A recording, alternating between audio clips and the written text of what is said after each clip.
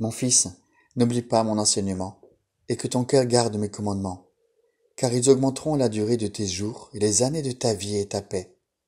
Que la loyauté et la vérité ne t'abandonnent pas. Lis-les à ton cou et écris-les sur la table de ton cœur.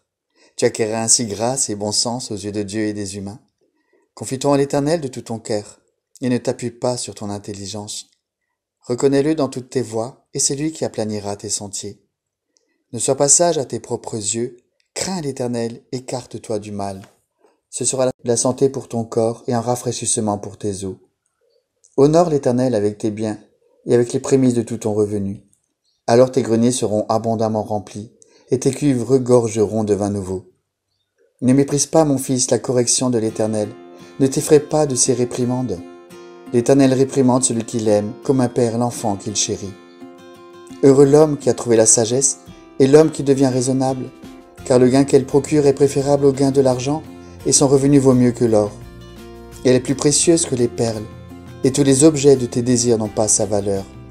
Dans sa droite est une longue vie, dans sa gauche la richesse et la gloire. Ses voies sont des voies agréables, tous ses sentiers apportent la paix.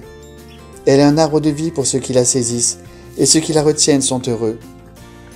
C'est avec sagesse que l'Éternel a fondé la terre, c'est avec intelligence qu'il a affermi les cieux, c'est par sa science que les abîmes se sont ouverts, et que les nuages distillent la rosée. Mon fils, garde, sans qu'elle s'éloigne de tes yeux, la raison et la réflexion.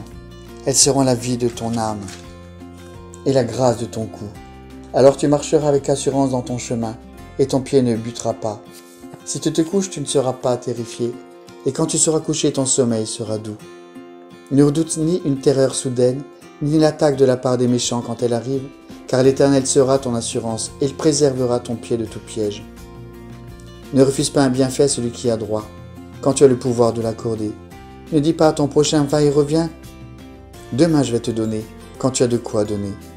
Ne médite pas le malheur contre ton prochain, lorsqu'il demeure tranquillement près de toi. Ne conteste pas sans motif avec un homme, lorsqu'il ne t'a causé aucun malheur. Ne sois pas jaloux de l'homme violent et ne choisis aucune de ses voies, car l'Éternel a horreur de l'homme pervers, mais son intimité est pour les hommes droits.